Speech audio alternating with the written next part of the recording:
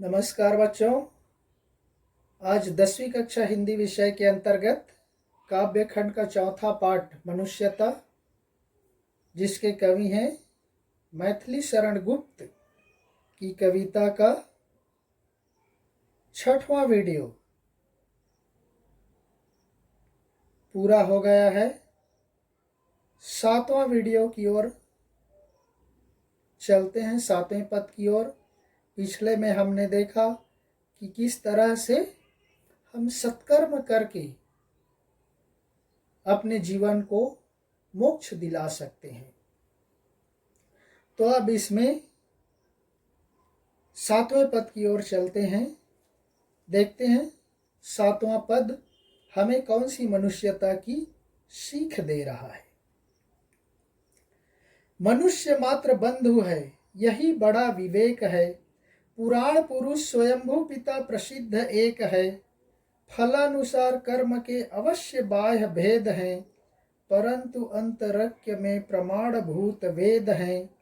अनर्थ है कि बंधु ही न बंधु की व्यथा हरे, वही मनुष्य है कि जो मनुष्य के लिए मरे। देखिए साथी, कवि लोगों को संबोधित करते हुए कहते हैं मनुष्य मात्र बंधु है, यही बड़ा विवेक है। सबसे बड़े ज्ञान की बात, बुद्धिमत्ता की बात, सद्बुद्धि की बात यही है कि मनुष्य ही मनुष्य का भाई है, संबंधी है। क्योंकि इस सृष्टि का सबसे श्रेष्ठ जीव मनुष्य ही है और मनुष्य ही एक दूसरे का रिश्ते नातेदार है। मनुष्य ही एक दूसरे का भाई है, मनुष्य ही एक दूसरे का मित्र है। इसलिए यही सबसे बड़े ज्ञान की बात है, विवेक की बात है, बोल रहे हैं। क्योंकि पुराण पुरुष स्वयंभू पिता प्रसिद्ध एक है। वह पुराणों के पिता ब्रह्मा जी को माना जाता है ना। हमारे हिंदू धर्म संस्कृति में जो 4 वेद हुए, वहां पर चित्र में दिखाई दे रहा है, देखिए, ऋग्वेद, यजुर्वेद, सामवेद, अथर्ववेद, ये चारों के जन्मदाता ब्रह्मा जी को ही माना जाता है। वह स्वयंभू, वह स्वयं उत्पन्न होने वाला, सबका पिता यानी सृष्टिकर्ता ब्रह्मा जी को इस संसार का पिता कहा जाता है। क्योंकि इस सृष्टि का जो निर्माण किया ब्रह्मा जी ने ही किया और इस सृष्टि में जो भी सृजन होता है ब्रह्मा जी ही करते हैं। इसलिए ब्रह्मा जी को इस संसार का पितामह कहा जाता है। इसलिए यहाँ पर कवि कह रहे हैं पुराण पुरुष, वह वेदों का ज्ञाता, वेदों का पिता, स्वयंभू, वह परमेश्वर स्वयं उत्पन्न होने वाला इस संसार का पिता है, जो प्रसिद्ध है, जिसको हर कोई जानता है। क्योंकि इस सृष्टि का सृजन करता ब्रह्मा जी है, जो आपको चित्र में दिखाई दे रहा है।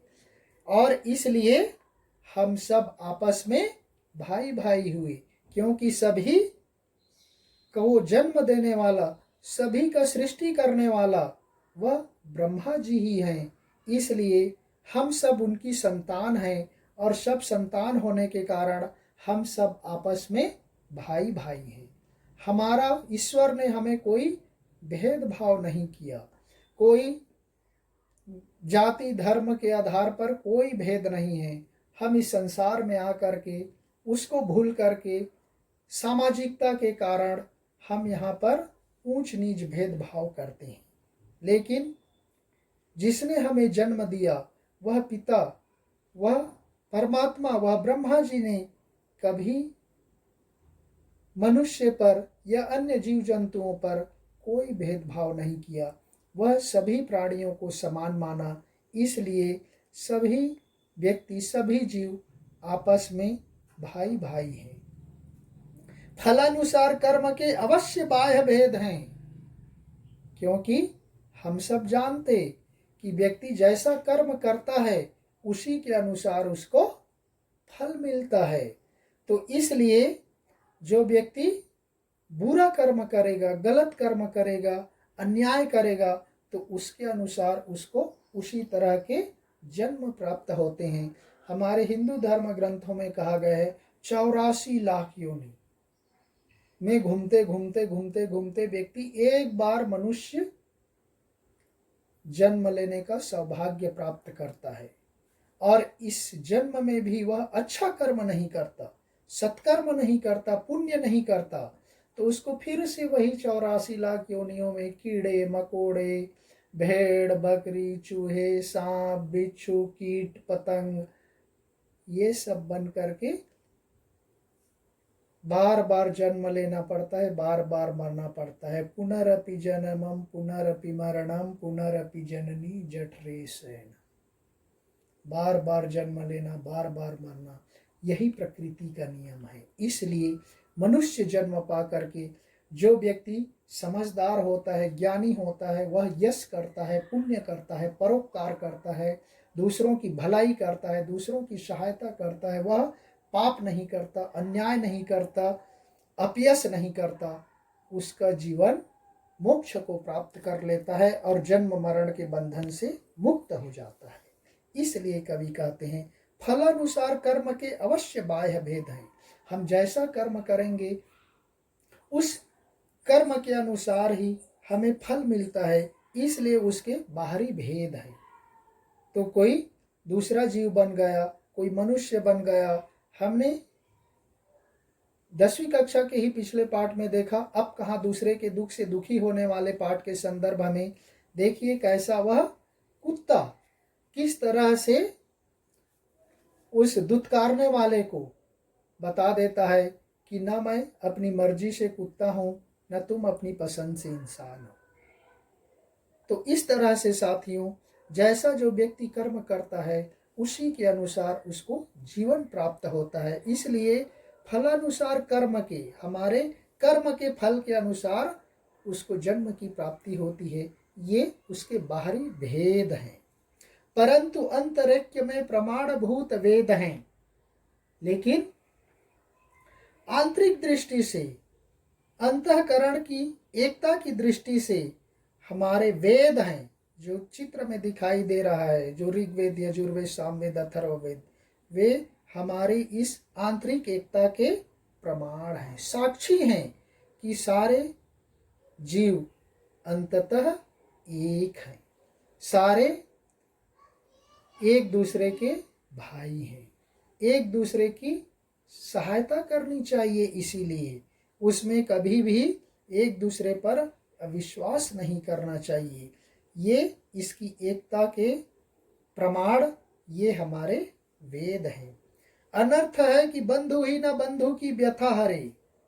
इसलिए कवि कहते हैं ये बहुत बड़ा अन्याय है, पाप है कि भाई ही भाई के दुखों का निवारण ना करे, व्यथा कष्ट पीड़ा पीड़ा को दूर ना करे, उसके संकटों में उसकी सहायता ना करे, मुसीबत के समय में उसको सहयोग ना दे।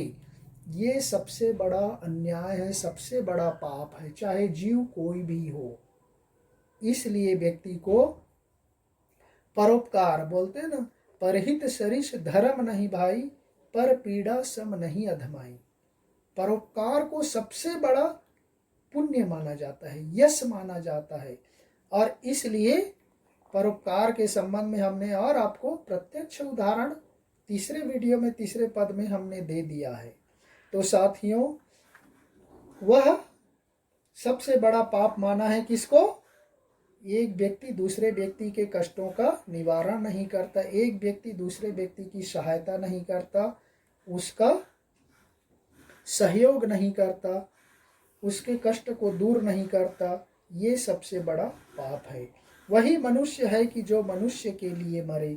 इसलिए कवि कहते हैं वही सच्चा मनुष्य है, सच्चा इंसान है, जो दूसरे व्यक्ति के लिए जीता और मरता है। तो साथियों, यहीं पर हम इसको समाप्त करते हैं, फिर दूसरे पद के साथ मिलेंगे। तब तक के लिए धन्यवाद। जय हिंद।